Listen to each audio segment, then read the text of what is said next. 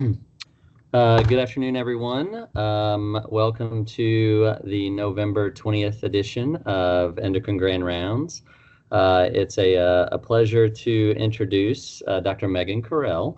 Dr. Coriell is a graduate of the University of Kentucky. We don't hold that against her.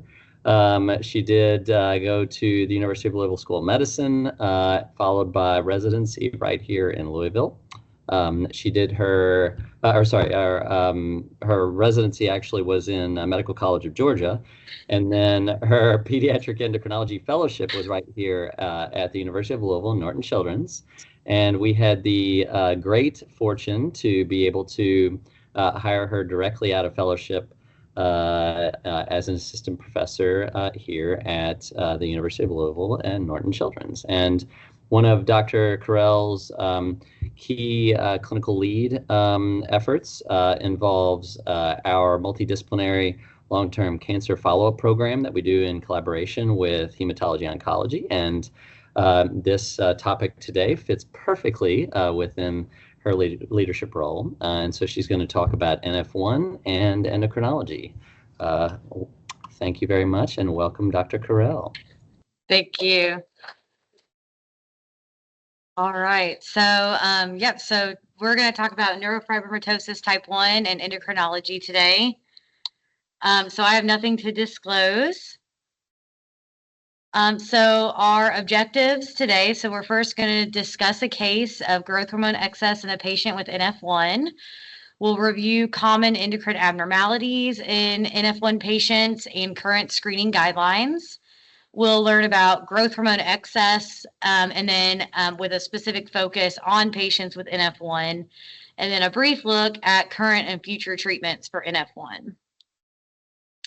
So I put this here for those who have a small child. They know that this is one of Bluey's sayings. So Bluey is a children's show.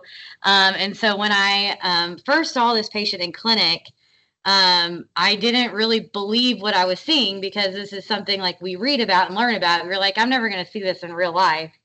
And in fact, when I was talking to my colleagues, I think there was 2 out of the 10 of us that had seen a case of growth hormone excess.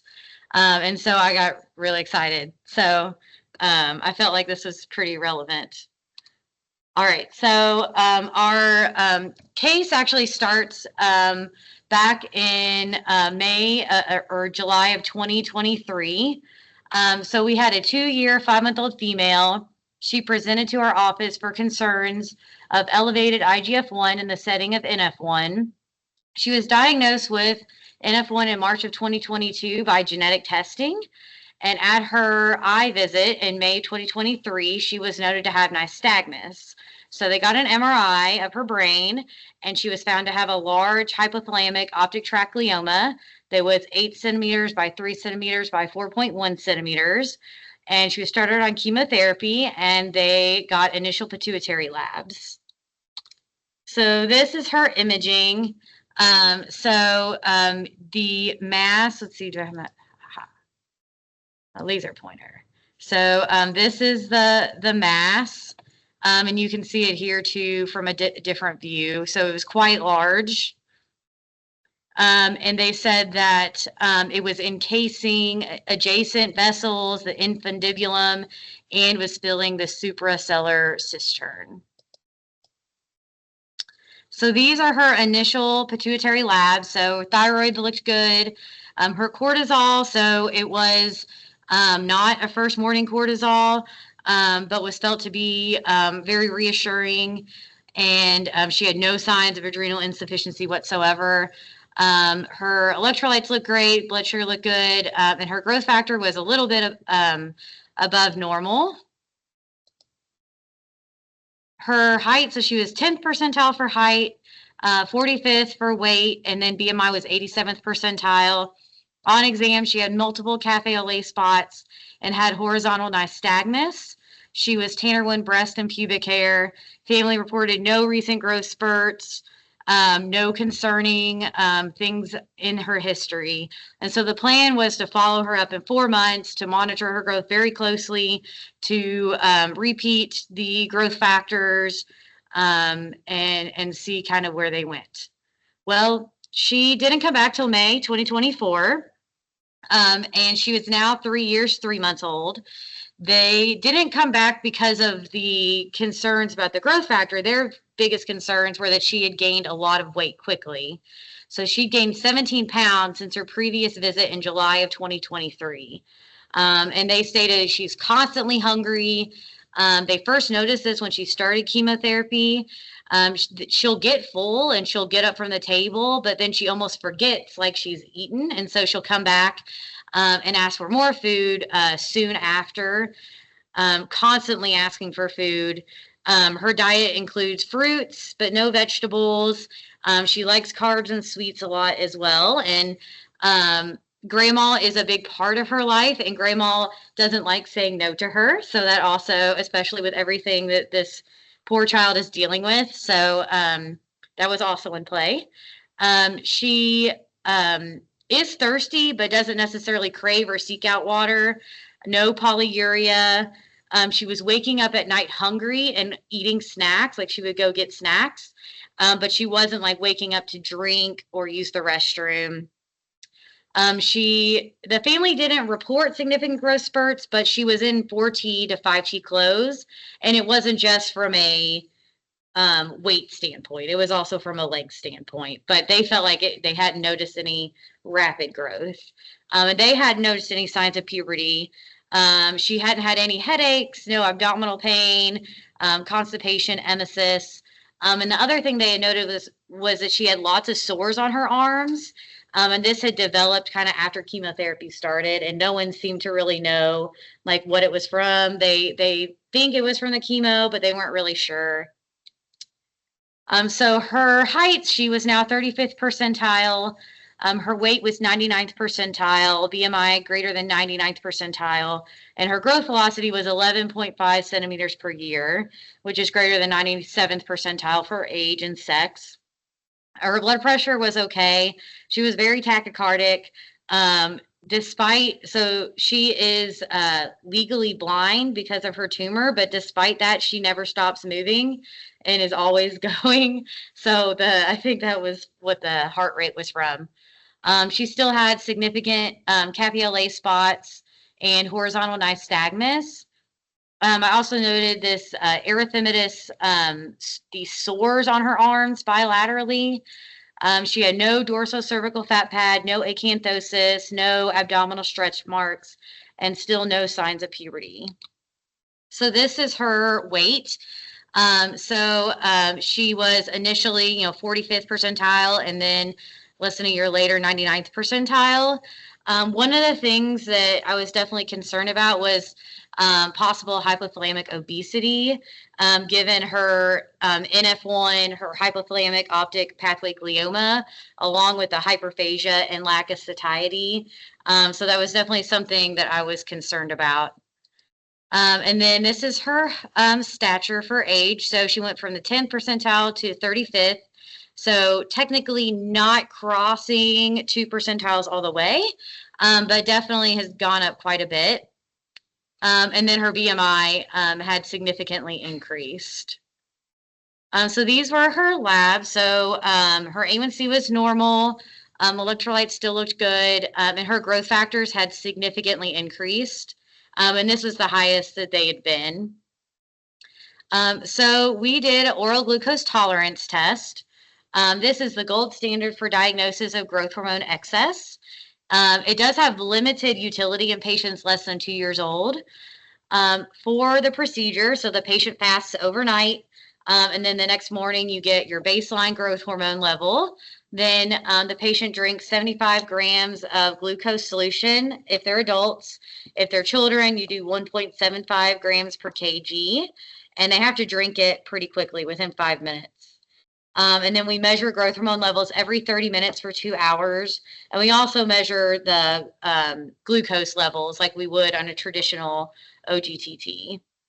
A normal response would be the growth hormone being suppressed to less than 2 for prepubertal children and less than 1 after puberty and for adults. There are different cutoffs depending on where you are in puberty, so based on Tanner stage.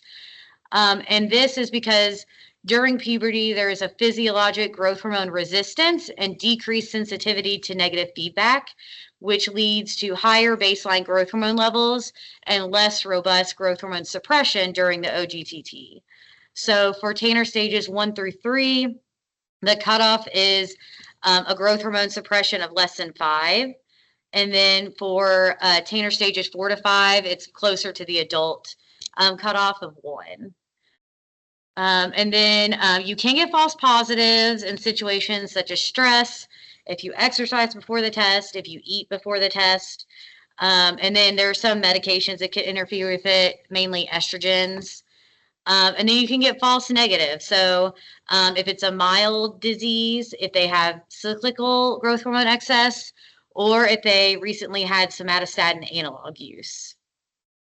So this is our patient's OGTT test results. So her peak level was 6, so not suppressed. So we started her on octreotide 10 milligrams 3 times a day. And then we were able to get sandostatin, which is a long-acting version of octreotide, approved. And so she's on 10 milligrams every 28 days now. And her growth factors have normalized on the treatment. So this was her most recent level. It was 132. And so it's the first time her IGF-1 has actually been normal. So we are excited that it seems to be working. All right, so a little bit of transition into kind of a review of what NF1 is, because especially in pediatrics, it is something that we could see, even if we don't necessarily see them with growth hormone excess, we'll be seeing these kids for other reasons. So what is NF1? So it is an autosomal dominant loss of function mutations of the tumor suppressor gene NF1, and this is located at 17q11.2 chromosome. It's also called von Recklinghausen disease. Neurofibromin is encoded by NF1, and this is a protein that's expressed in neurons, Schwann cells, oligodendrocytes, and leukocytes. And it takes place in a lot of intracellular processes, such as the RAS cyclic AMP pathway. And we'll talk a little bit more about that in the next slide. So prevalence, it's 1 in 2,500 to 3,000 live births. It affects all ethnic groups, so there's a similar prevalence worldwide. There's no significant difference between males and females. 95% of cases are diagnosed by 8 years of age. And then 50% of cases are inherited and 50% are new mutations. And what we've seen is that the new mutations typically lead to milder disease or atypical manifestations. And manifestations can vary in families, so there can be a kind of a spectrum. Life expectancy is about 60 years for these patients. And the most common cause of death is malignancy or vascular pathology. So this illustration kind of shows the biological mechanisms of the tumor suppression action of neurofibromin. And this is where most of the things we see in NF1 come from. So there are 4 types of neurofibromin. Neurofibromin type 1 is a tumor suppressor protein. So it negatively regulates the RAS signaling pathway, which controls cell growth and proliferation. So by inhibiting the RAS pathway, neurofibromin helps prevent uncontrolled cell growth and tumor formation. So you can see how when we have trouble with neurofibromin, we're at higher risk for tumors. So it also acts as a GTPase activating protein for the RAS protein. So this also affects cell growth and division. It's also expressed at high levels in the nervous system, so it plays a role in neuronal differentiation, axon guidance, and myelination. And defects can lead to abnormal neuronal development and function. And so we'll talk about in a minute how these patients can have neurological troubles along with learning disabilities and things like that. It also helps modulate the activity of cyclic AMP, which is important for learning and memory function.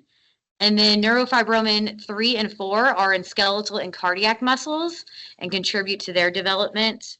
And it's also crucial in controlling cytoskeletal structure and contributes to cell adhesion and mobility. So I like this diagram because it really, shows, it's actually from a study that I was reading. It really breaks down, either you have clinical criteria or you have genetic testing. Sometimes you have both, but this is how you diagnose NF1. So for the clinical criteria, you have to have 2 of the 7. So most of the time people will have a first-degree relative, which is a lot of times why it's on the pediatrician and the family member's minds, is because of that history. You have to have 6 or more cafe au lait macules, and size differs based on age and pubertal status. So they typically get bigger over time. You can have freckling, typically in the axillary or inguinal areas. 2 or more Lish nodules, which are identified by slit lamp exam, or 2 or more choroidal abnormalities. So the Lish nodules are these brown spots. They increase in number and size over time. And this is a slit lamp exam, and it's these like cloudy, puffy things. And then you can have 2 or more neurofibromas, which are these masses on the skin, or 1 plexiform neurofibroma, an optic pathway glioma, a distinct osseous lesion such as sphenoid dysplasia, anterolateral bowing of the tibia, or pseudoarthrosis of the long bone, scoliosis also, and pectus excavatum can be seen in these patients. And then a first-degree relative as well.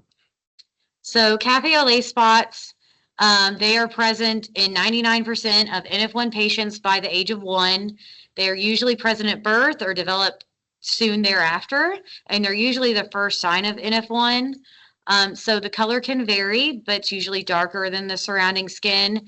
And a lot of people say it's the coffee with milk color, which is how it got its name. It can be anywhere on the skin, but it's most typically found in the trunk, the buttocks, or the extremities.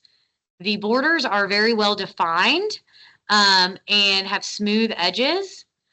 So this is where we get the coast of California from. So if you palpate the edges of a C, it's smooth and regular. And so the cafe au lait macules are small and have regular smooth borders. And then the other one that we think about is the coast of Maine, which goes along with McCune-Albright. So they have large, irregular borders. Usually they're on one side of the body as well. And they're very impressive when you see them in person. And so when you palpate the borders of an M, it's very irregular. So M, McCune-Albright, coast of Maine. And then the size, like we talked about, so it varies. Pre-pubertal, they're going to be smaller. Post-pubertal, they're going to be larger. And then the other important things to know is that they don't transform into malignancy, and the number of cafe au lait spots does not predict severity of NF1. So then we have neurofibromas. So these are benign tumors composed of Schwann cells, perineurium-like cells, fibroblasts, and mast cells. They can also be anywhere in the body, but are typically on the trunk or the extremities. They can cause pain, itching, numbness, tingling. If they're big, they can cause functional impairment as well. You can have localized lesions, which is what we see here, and you can also have plexiform neurofibromas. The localized ones, while they're very numerous, you can clearly tell where one ends and one begins. They're soft, fleshy bumps. Again, the color can vary and the size can vary, but they can be pushed into the skin, and this is called the buttonhole sign. The red flag, so things to watch for with these would be if they grow really quickly, if they have new or worsening pain, If they see neurological changes, because that could be a sign that it's affecting that it's infiltrating. If it has a hard consistency, or if it changes in texture or appearance. And so typically these may not be present when they're first diagnosed, because they do appear later in childhood and in adolescence, and they definitely increase with age and during pregnancy. This picture shows the difference between the localized lesions, which is up here on A, and the plexiform neurofibromas. So the plexiform neurofibromas, you can tell it's more like underneath the skin, and it's much larger area that's involved.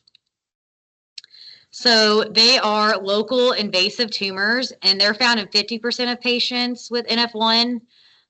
Often they have skin findings overlying them. So in this picture, you can kind of tell like that skin looks rough. They refer to it as like an orange peel texture. It's usually dark. They can have hairy patches over it as well. It can cause disfigurement, and that can cause a lot of anxiety and decreased quality of life. It can also involve multiple nerve branches, which, as you would imagine, can cause lots of issues. The risk of malignant transformation is 10 to 15%. So these can become malignant, and so they're very important to monitor. They also can be asymptomatic. So even if a patient doesn't have necessarily neurological symptoms, it's still important to monitor these closely. The treatment typically is removing it surgically if it's causing any concerns or cosmetic concerns, or is suspicious for malignancy. This is another plexiform neurofibroma in the thigh. And then this just shows how they can grow over time. So in A, we have a 3-year-old with their imaging below, and then you can see 2 years later just the extent to which it is spread and progressed. So tumors. So the risk of malignancy is higher in these patients, 5 to 15% higher than the general population. And that is because of the mutation. They already have one hit. So unlike the general population who needs, the 2-hit theory to get a tumor, they already have one. The risk of malignant transformation is low, so 3 to 5%. In childhood, the most common tumors that we see, or cancers that we see, would be optic nerve gliomas. That's definitely the most common. And then we have juvenile myelomonocytic leukemia, and then embryonal rhabdomyosarcomas. In adults, we can see malignant nerve sheath tumors, and those often develop within or from a plexiform neurofibroma. They can get spinal and cerebral tumors, pheochromocytomas, paragangliomas, gastrointestinal stromal tumors, and then breast cancer. So optic nerve gliomas occur in 15% of NF1 patients, and they're typically found before 7 years of age. A lot of kids will be asymptomatic, and screening is not recommended unless they have symptoms. So there's not recommendations to get like yearly MRIs just because they have NF1. More than 75% of these gliomas are localized to the anterior visual pathway. So that would be your prechiasmatic optic nerves and the optic chiasm. It can occur in the posterior visual pathway, but is less common. And then typically it's low grade, it's slow growing, which is why we don't typically look for it unless they have symptoms. It can cause a lot of symptoms in regards to vision. So that's typically what they present with. So vision loss, proptosis. They can also present with precocious puberty as well. And it can lead to blindness. And they've shown that even with treating these optic nerve gliomas, it doesn't necessarily lead to better outcomes from a vision standpoint. A lot of times it's not successful from that standpoint. From a treatment standpoint, they do use chemotherapy to stop tumor growth. Vincristine and carboplatin is what they traditionally use. Due to their location, surgery is not typically performed because of the concern for neurological damage, the risk for more eye damage, the risk for damaging the pituitary gland. So a lot of times they won't do surgery. And often, I mean, they are very extensive when they are found. Sometimes they use radiation, but it's usually contraindicated because these are usually in kids, and so they're concerned for secondary malignancy, especially in patients that are already predisposed to more tumors as they get older. What's interesting is that NF1 optic nerve gliomas have different features compared to sporadic optic nerve gliomas. So they do occur at a younger age, and they're more likely to be bilateral. And they also tend to have a more indolent clinical course, so it takes more time to present. But actually, they have a better prognosis overall. And there's not a lot of explanation in the literature as to why. My guess would be is that like with these kids, we're already more hypervigilant, and so maybe we're finding it faster. But I don't have any evidence to support that theory. So here we have different images of optic nerve gliomas in different locations. So here we have one in the optic nerve. Here we have it in the optic chiasm, and then here a little further back. So they can occur anywhere. So optic nerve glioma is an endocrine disorder. So as you would imagine, with their location, they can cause a lot of havoc. And essentially, you can have any abnormality of the pituitary gland. The most common one we see is growth hormone deficiency, followed by central precocious puberty, hypogonadism as well, which is both from the tumor itself and probably from the treatment. TSH deficiency can occur, ACTH deficiency. Growth hormone excess is actually 10% of these patients, so higher than I initially thought it was for sure. You can also get diabetes insipidus, diencephalic syndrome, which is a rare condition characterized by profound emaciation and failure to thrive. And then you can also get the opposite of that, obesity with insulin resistance. So it can cause a lot of issues. So patients with NF1 also can have neurological findings. So they can have Chiari-1 malformations. 70% of them are going to have learning or behavioral problems. And this can range anywhere from ADHD to executive function troubles to visual perception, as you would imagine, and learning disabilities. They're at higher risk for autism as well. They can get headaches and seizures, especially if they have a CNS tumor. Skeletal abnormalities are quite common in these patients and might be another reason that we see them. So it can affect up to 50% of patients with NF1. They can cause pain, functional impairment, and cosmetic disfigurement. So I was actually surprised by how many different types of abnormalities you can see. So long bone dysplasia is the most common, and it most frequently occurs in the tibia. There's thinning of the cortex of the long bones, and this can lead to bowing, fractures, and limb length discrepancies. Macrocephaly is also relatively common in these patients, followed by short stature. And then we can have thoracic deformities and scoliosis. So you can have pectus excavatum and pectus carneatum. And then scoliosis occurs in 10 to 25% of patients. So here you can see the imaging showing the scoliosis, and then the further imaging showing the tumor that is causing the scoliosis. They can also have sphenoid wing dysplasia. And so this is a thinning or defect in the sphenoid bone of the skull, and it causes facial asymmetry. So you can see here, this child, when she was younger, you can already see on the left side that it was slightly different than the right. And as she got older, it continued to progress. And then they can also have pseudoarthrosis. which is failure of long bone healing after a fracture. Again, this is most commonly in the tibia, but can occur in other bones as well. So they are also at risk for vascular abnormalities.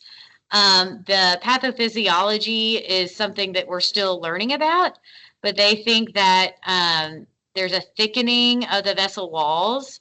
Aneurysms are more frequent in these patients and occur at a younger age. And it's often one of the causes of death in these patients. So just a brief review of NF1 versus NF2, because I know a lot of times you're like, well, I know it's NF something because they have a lot of capital A spots, but what are the differences? So they are both autosomal dominant. NF1 is more common than NF2.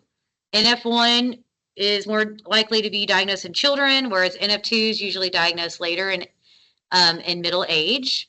The genes are different. So NF1 is located on 17q11.2, which encodes neurofibromin, whereas NF2 is located on 22q12, and it encodes a cytoskeletal protein called merlin or schwannomin.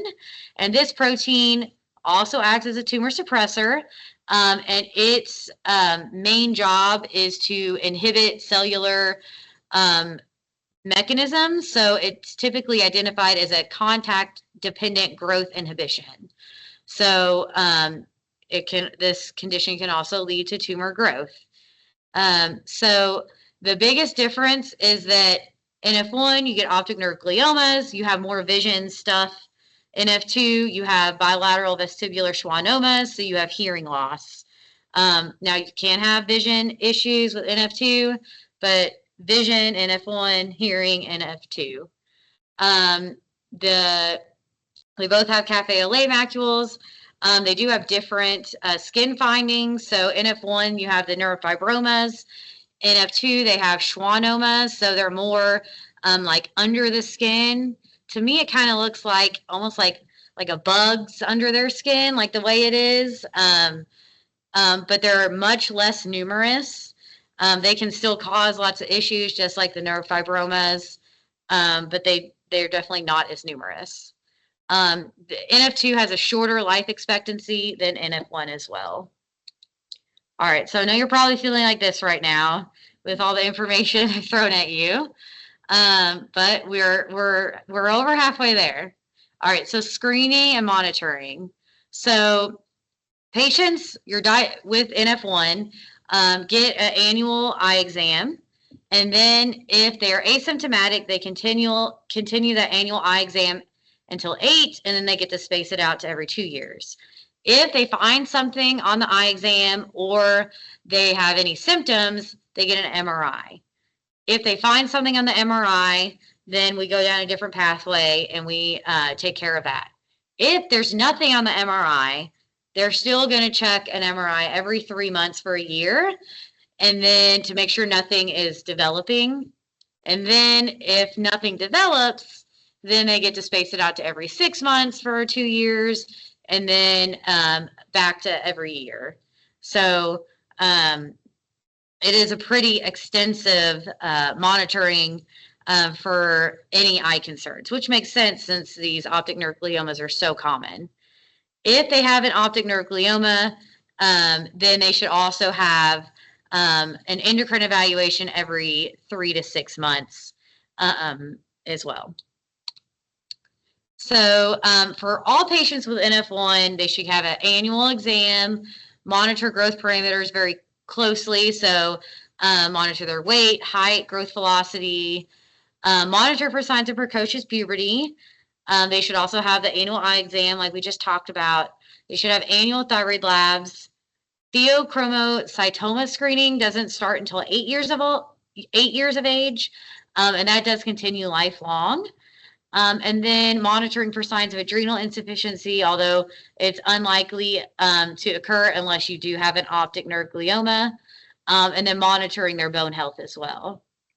If they have an optic nerve glioma, then they get assessments every 3 months for the first year, specifically monitoring growth factors, so monitoring IGF-1 yearly, and then getting an OGTT if it is elevated.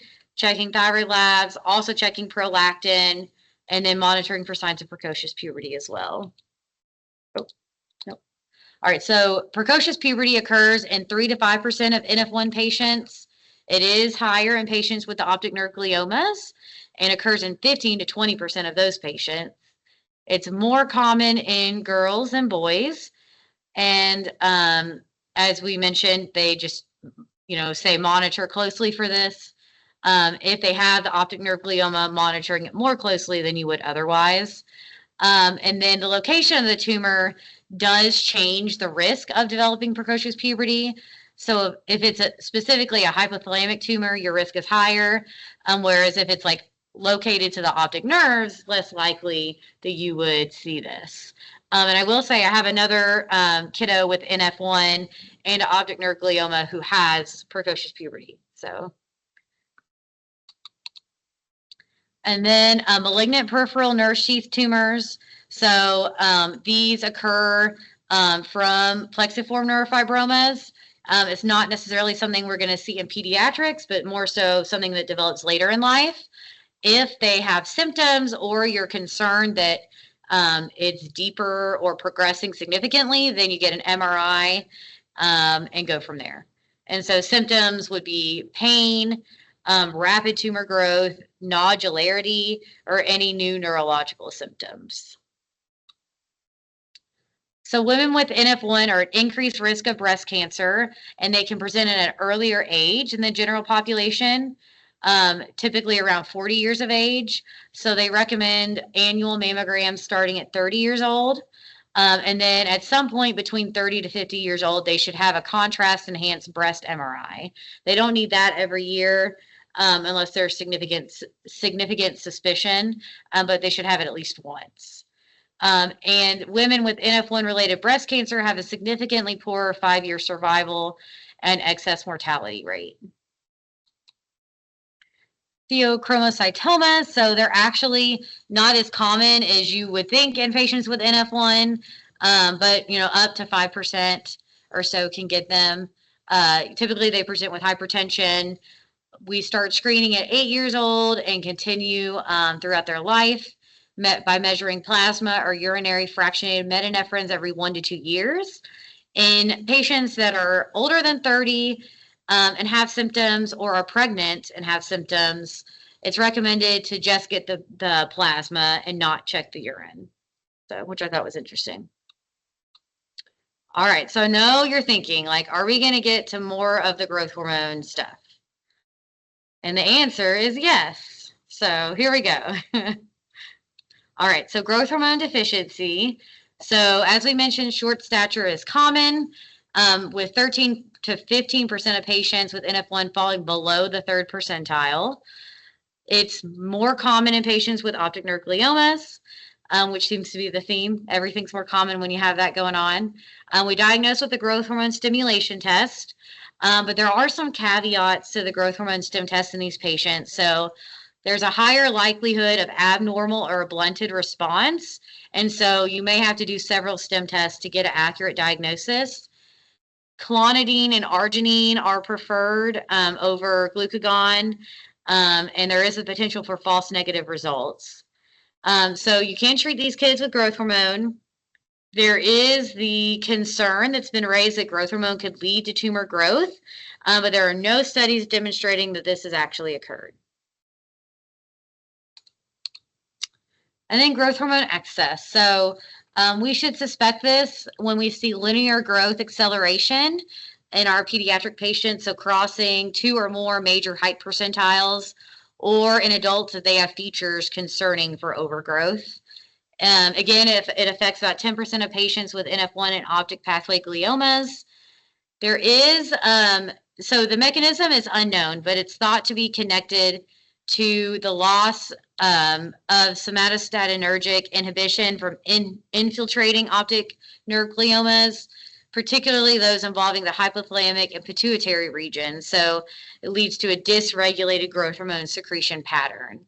So they also have proposed there's a presence of overexpressed growth hormone releasing hormone in the actual optic nerve glioma itself, but when they stain for growth hormone releasing hormone, it has been present in some of these optic nerve gliomas, but not all of them. So there is the concern that the growth hormone excess potentially increases the risk of growth of an existing tumor. And when I talked to our patient's hematology oncology team, that was one of their big concerns, was that, you know, her tumor in a whole year of chemotherapy had not changed at all in size. It hadn't gotten worse, but it definitely hadn't shrunk at all. It's literally the exact same size. And so their concern was that this was preventing it from shrinking, because they were shrinking with the chemotherapy, but the growth hormone excess was making it, you know, grow more. So they say there's evidence in their literature to support that. So and then again, the OGTT is the gold standard for diagnosis. And you can test growth hormone levels overnight. So you can get a growth hormone and prolactin at 2100, and then every 20 minutes until 800 in the next day. That sounds terrible. So not something we traditionally do. So just to go over the differences between gigantism and acromegaly. So gigantism is what we see in pediatrics. So it can present at any age before growth plate closure. It's very rare, and presentation is usually very dramatic, just because of the rapid rate of growth we see in children. So the biggest sign and symptoms are the longitudinal acceleration of linear growth. You can have coarse features, so large hands and feet, prominent forehead, and large jaw. You also have those same signs and symptoms in acromegaly. So both of these patient populations may say, you know, they needed a larger hat, their shoes don't fit, their rings don't fit anymore, those types of things. For acromegaly, it presents after growth plates are closed, and it's more common than gigantism is. It has a more insidious onset, and often diagnosis is delayed by 5 to 15 years, just because it is so slow to progress. Again, it has the coarse facial features. The enlarged tongue is something that's seen more in acromegaly as opposed to gigantism. And then skin thickening was another thing that came up a lot. And then they both can have headaches and vision changes because of what typically causes the growth hormone excess. So here we have a child with growth hormone excess. And you can see here, this is his hand, and this is another hand of he's 13, so it was a normal 13-year-old's hand. So much, much larger. And then this is a grown-up with acromegaly, and you can see very much the prominent jaw, large nose, broad forehead, very coarse features. I like this because you can see, like, side by side some of the different features they may have. You know, all the things we kind of talked about, along with the thickening of the lips, which I think goes with the skin findings as well. And then, so I thought that was a nice, like, way to visualize it. All right, so how do we treat growth hormone excess? Surgery is the first line treatment. Take the tumor out. It's most effective when tumors are small and well circumscribed. Of course, there are complications from this, and the recurrence rates are higher in children than adults. And if it's an extensive tumor, then surgery is typically not an option.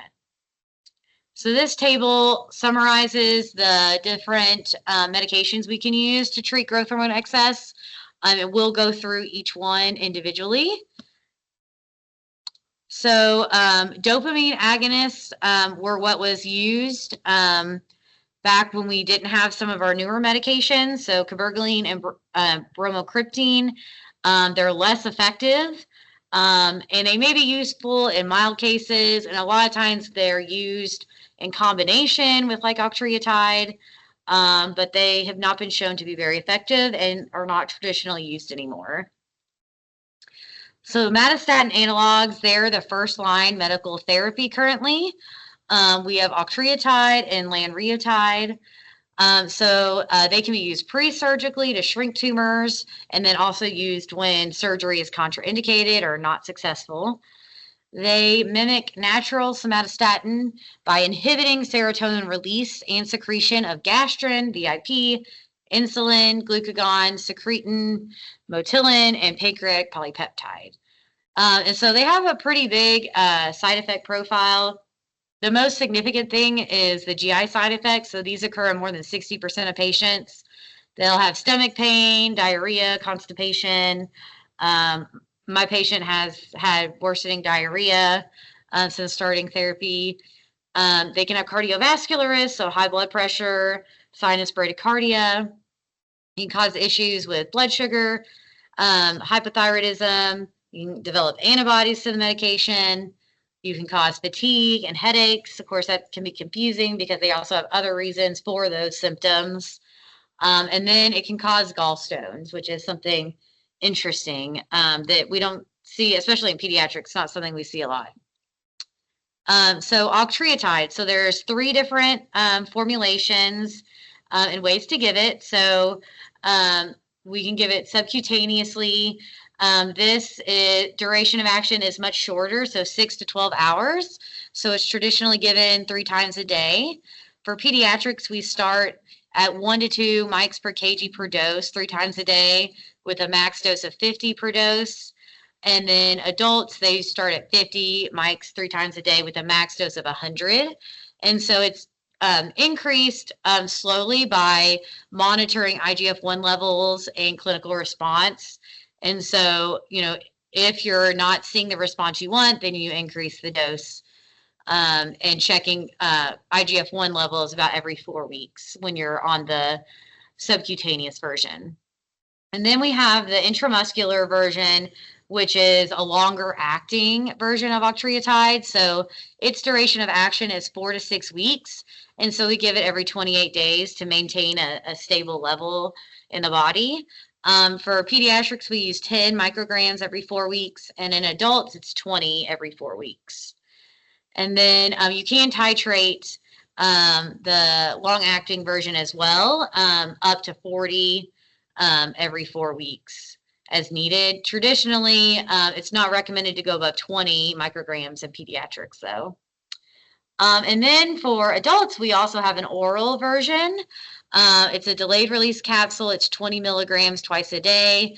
It acts for 24 hours. It's used in adults for long-term maintenance if they've responded and tolerated somatostatin. So, it's traditionally like if things have come under control, and you've done well on it, then we can transition you to the oral form. It's not approved yet in pediatrics.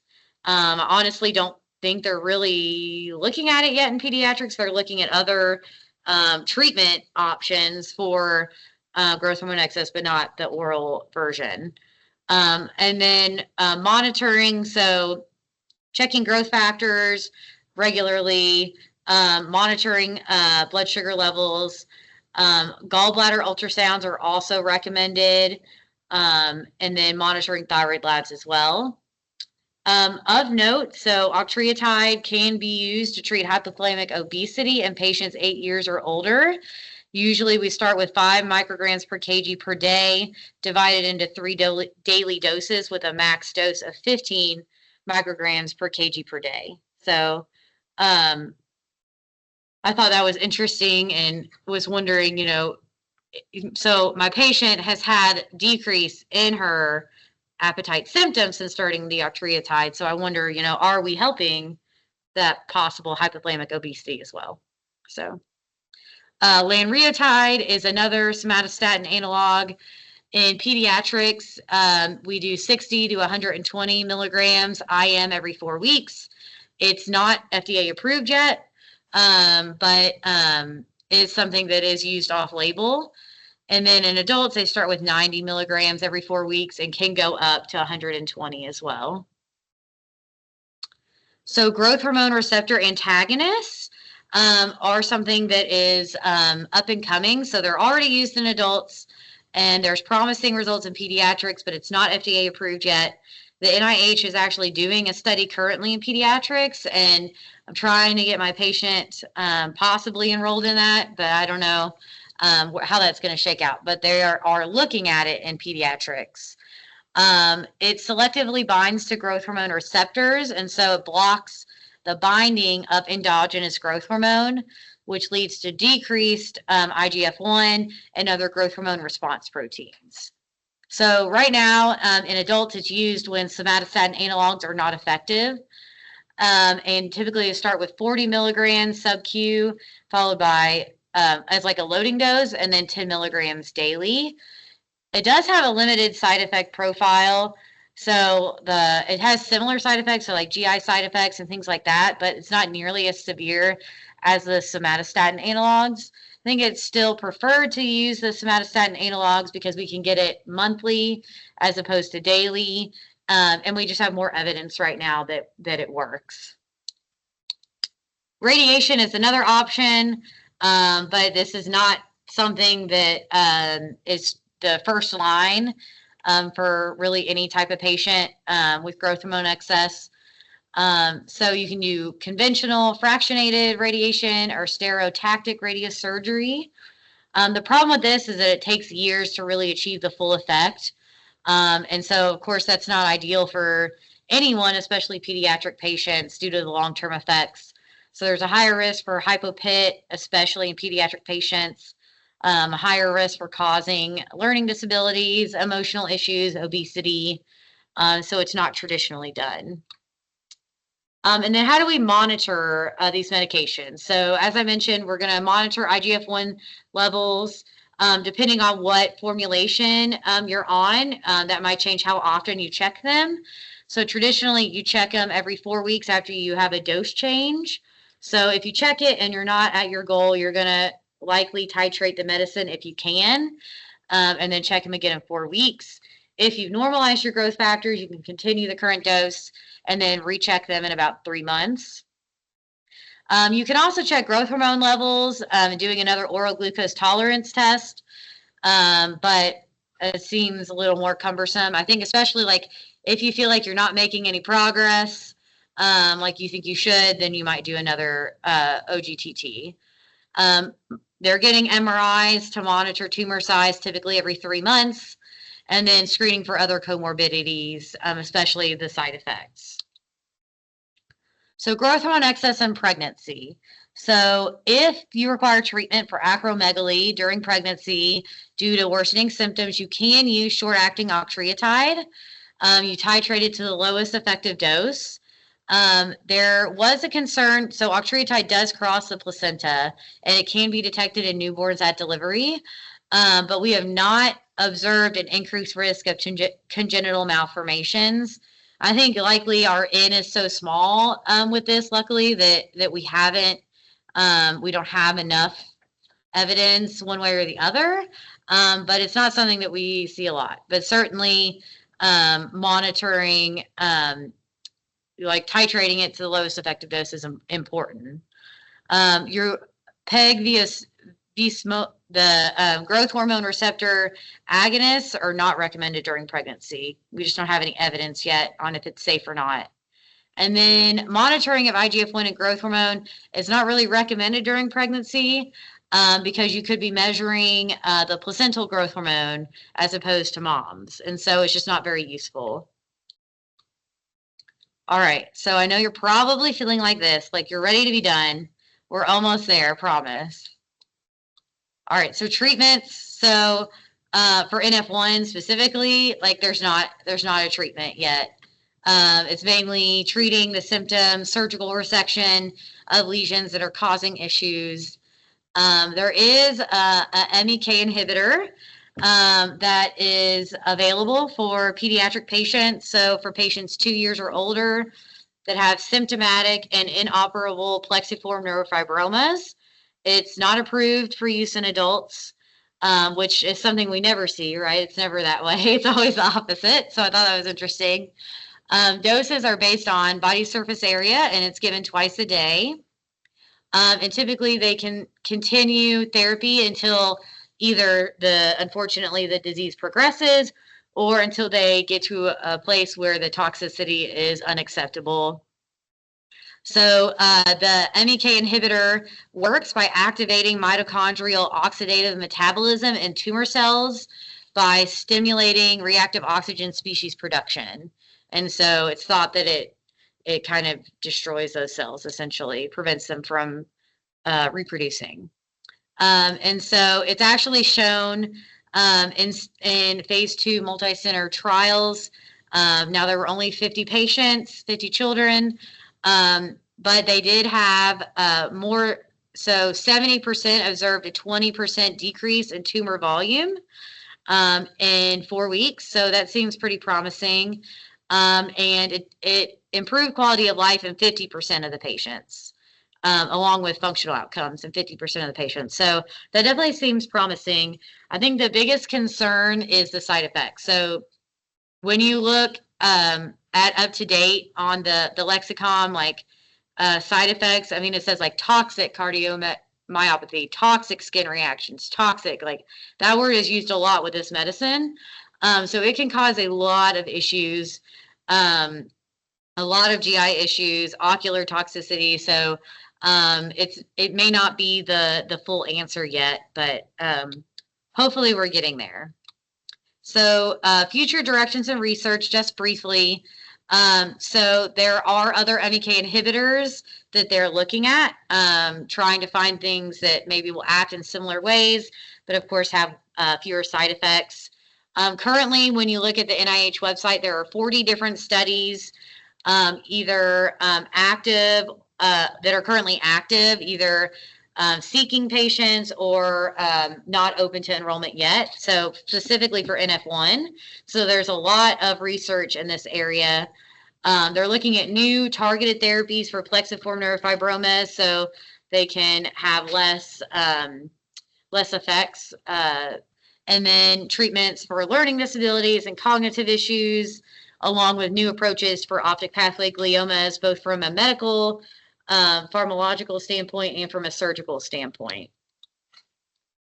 As with a lot of areas of medicine, they're looking at different biomarkers to see if they can find things that identify like which patients are more at risk for tumor progression, different like mutations, are they connected more towards different malignant tumors, things like that. And also biomarkers to predict treatment response. So, you know, are there patients who are going to respond to octreotide versus lanreotide and help with that more individualized patient care. And then we're always trying to understand the genetics further. You know, there is gene therapy that is being looked at for these patients, understanding the mosaicism and like, how does that really affect their risk for tumors? Is it different than those without the mosaicism, as well as just the different, you know, genes in the different families? Like how is all that connected? All right, and that's all I got.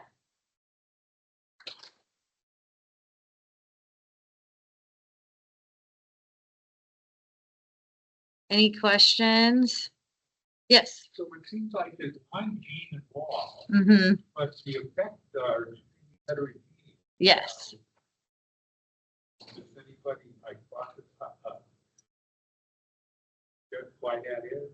So I think, you know, they do hypothesize like that it depends where in that gene specifically that it's occurring, and they're definitely looking into that as to why, because like some families have more severe cases, even within the family seems to have different levels of severity. Yeah, that's a good question. So essentially right now it's kind of like very diverse. You got to look for all kinds of Yes, absolutely. And you don't know which one.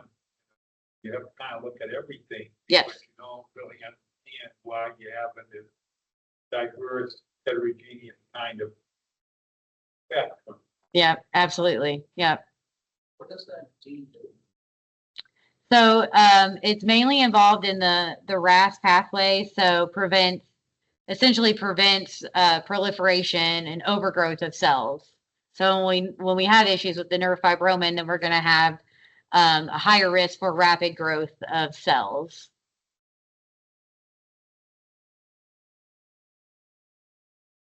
Potentially, yeah. Yeah. And did you say that your patient had vision difficulties? Mm-hmm. And why was that? Was that because there was some light? It was because of the tumor, yeah, where it was located. But usually that would be the case. It depends. So a lot of times the kiddos will either have vision changes or headaches as their main complaint, which is why the MRI is obtained. And then like if they have headaches, they get the MRI, they find the tumor, then they send them to ophtho. So it just depends kind of what their main complaint is, where they end up first.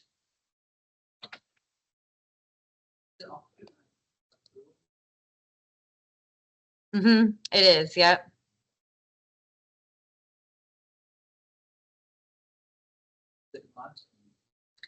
We don't typically use it very much. It has to be, it's only approved in kids 8 and older. I've only had one other patient who had, she didn't have NF1. She had another brain tumor that was removed, and she developed hypothalamic obesity, ended up actually developing type 2 diabetes from it. I don't know where she is now, honestly. She hasn't come back. So,